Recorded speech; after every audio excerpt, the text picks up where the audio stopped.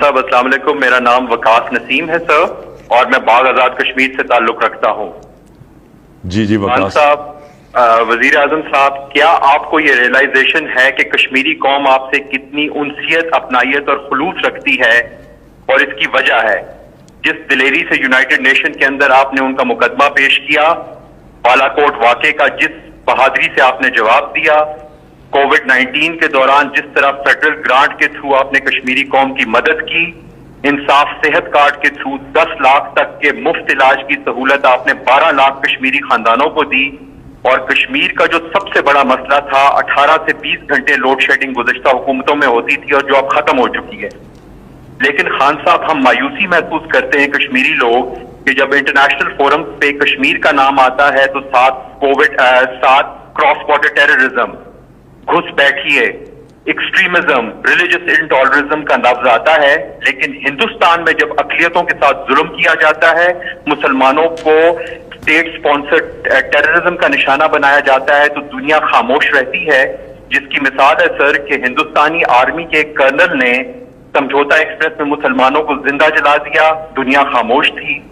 Hindustan navy کا ایک serving commander Balochistan میں کلبھوشن یادو دہشت گردی کرتے ہوئے پکڑا گیا، دنیا خاموش رہی۔ اور اب خان صاحب، جو سب سے خطرناک صورتحال ہے کہ چند دن پہلے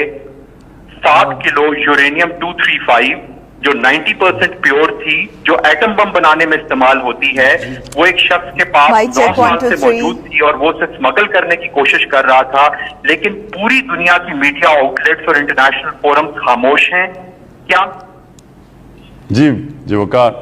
وقاص، دیکھیں، ایک ریالٹی ہے، یعنی دنیا میں جو مغربی میڈیا، جو مغربی ممالک ہیں، وہ جب یہ ہیومن رائٹس اور یہ ایشوز اٹھاتے ہیں تو وہ اس لیے نہیں اٹھاتے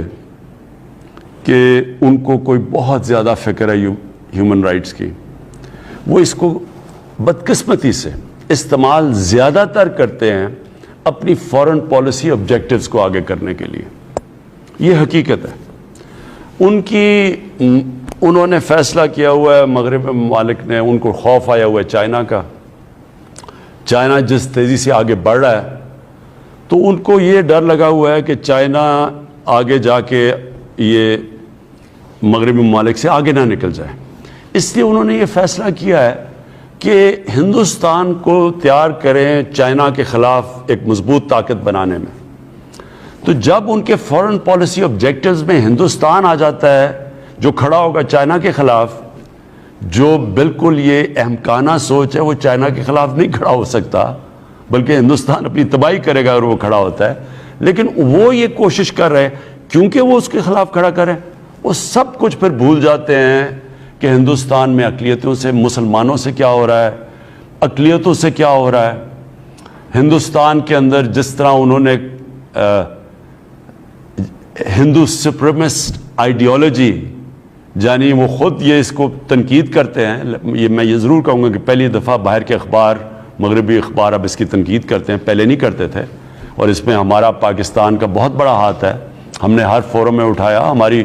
ہمارا اس فورن آفس کا بہت بڑا ہاتھ ہے، انہوں نے پوری طرح ہم نے کیمپین کی، اور اس کی وجہ سے آج اویئرنیس ہے ساری باہر کہ یہ جو ایک ہندوتا، یہ جو ان کی RSS آئیڈیالوجی ہے، یہ بالکل ایک طرف مغرب کچھ کہہ رہا ہے کہ دنیا کو لیکچر دیتا ہے انکلوسیونیس اور ہیومن رائٹس کی، اور دوسری طرف بالکل اس کے خلاف ہے۔ لیکن اس کے باوجود جو ان کو کشمیریوں کے ساتھ کھڑا ہونا چاہیے اس وقت، اور جو ہم نے پوری کوشش کی ہے دنیا میں